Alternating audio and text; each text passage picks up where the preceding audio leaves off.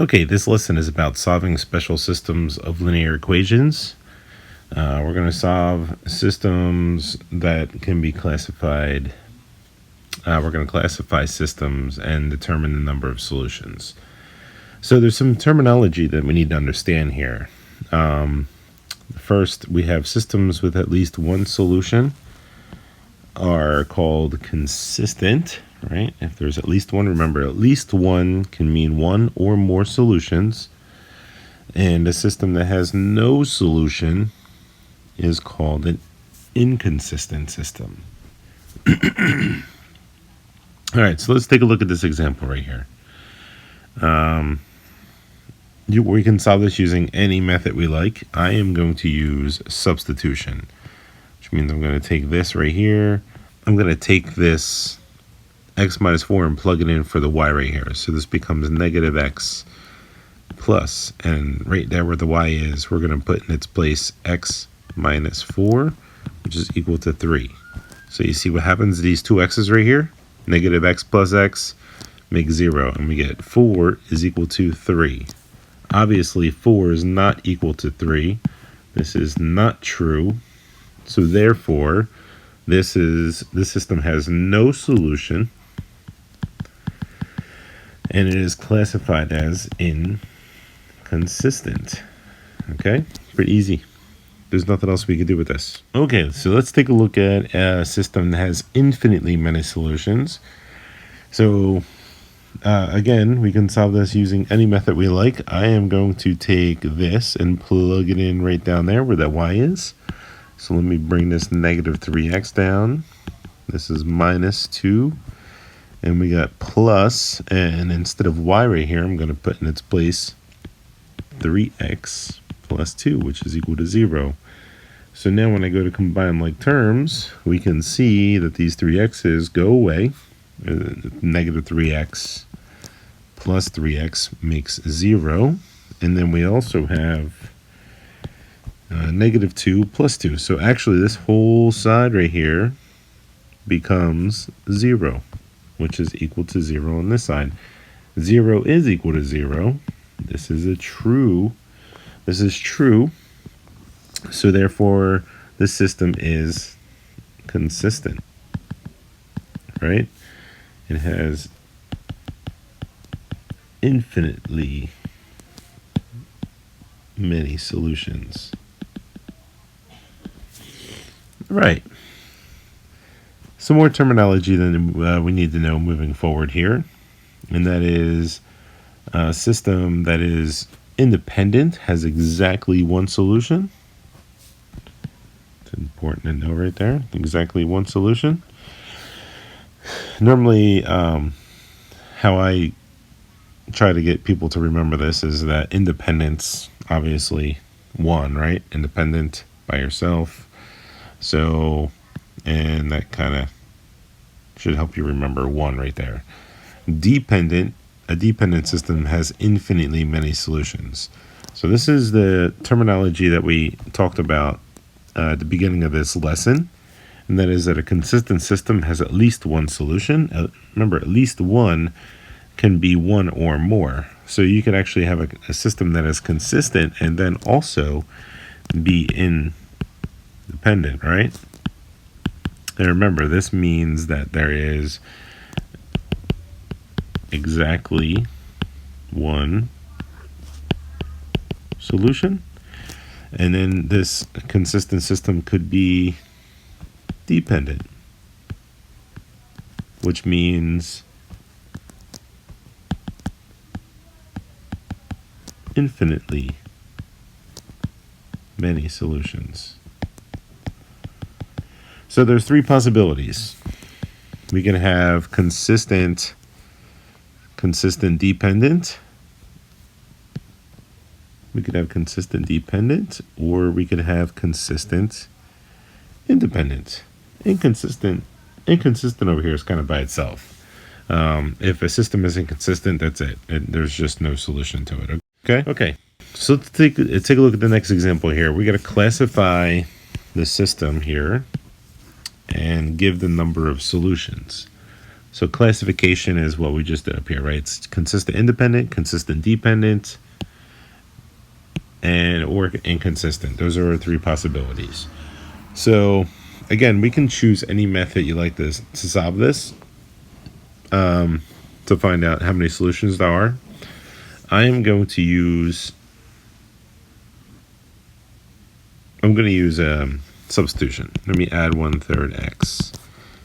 1/3 x on both sides here. This gives me y is equal to 1/3 x plus 1. And then I'm going to take this and I'm going to plug it into the first equation right there. So that's 3y. 3y is equal to x plus 3. So we got 3 times this 1/3 x plus 1, which is equal to x plus 3. So when I go to distribute this is going to 1/3 times 3 is going to be 1x, and then 1/3 times 1 is going to be 3. So it's x plus 3 on this side. And if I go to subtract x from both sides, you can probably already notice that we have the same thing on both sides here, right? This and this. So it doesn't matter what I do. I'm going to get two things that are equivalent. This is true, right? So since this is true, I have a system that has infinitely many solutions, which makes this consistent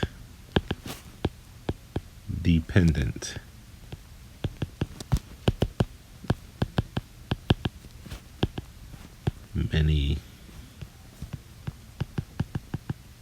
There we go.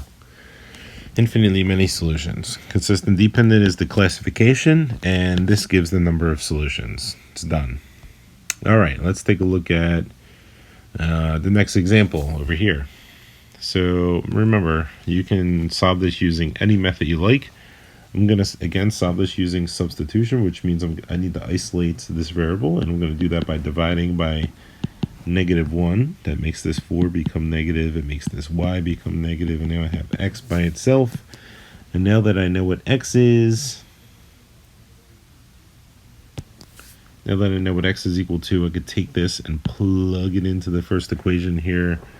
So that's x plus y is equal to 5. So it's -4 minus y plus y is equal to 5. And then you can see, right? You can see what's happening here with these y's. They're going to cancel out. So let me bring down the -4, which is equal to 5. -4 is not equal to 5. So this is not true. So therefore, this system is inconsistent. And there are no solutions to this. Okay, let's take a look at that for a second. So yeah, this is an example of an inconsistent system right here, right? Not true. And then over here we had an example of a system that was consistent dependent, infinitely many solutions. Let's take a look at this where problem here. Jared and David both started a savings account in January. If the pattern of savings continues, when will the amount in Jared's account equal the amount in David's account? Okay, so let's make for Jared. Let's make an equation. How much money is in his account on a certain month? He's starting with $25, and every month he's adding $5, right? X represents the number of months, and Y in this case is going to represent how much is in there, cash, right? For David, Y is equal to, he's starting with $40 every month, and he is adding the same amount. You can see he increased his account every month by $5. So it's $5 per month. Again, X represents the number of months. So I can solve this using substitution. Seems like the best way to solve these problems. I'm going to take this and I'm going to plug it in right there. So this becomes 5x plus 40 is equal to, bring this down, it's 5x, bring this down, it's 25. And subtract 5x from both sides. And you could see 40 is equal to 25. That's not possible, right? There's no solution to this. There's no solution.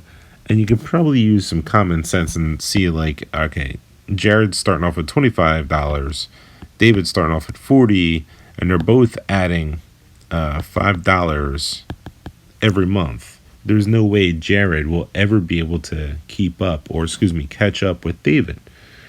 Jared, if he wants to get more money in David's account, if Jared wants more money to get more money than what David has, then he has to add more money than what David is every month. Okay. The next thing I have is a lesson quiz. Right. Here we go with the quiz. Take a look at them, and I'm going to leave this up here for about 5 to 10 more seconds. Write them down. Press pause, and solve them and classify. Okay.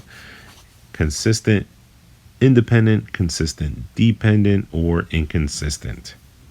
All right. Good luck. All right, folks. Here are the answers to the quiz. See how you did. Check your answers. Press pause, and if you didn't get these answers, then check your work carefully and see where the mistake that you made possibly could be.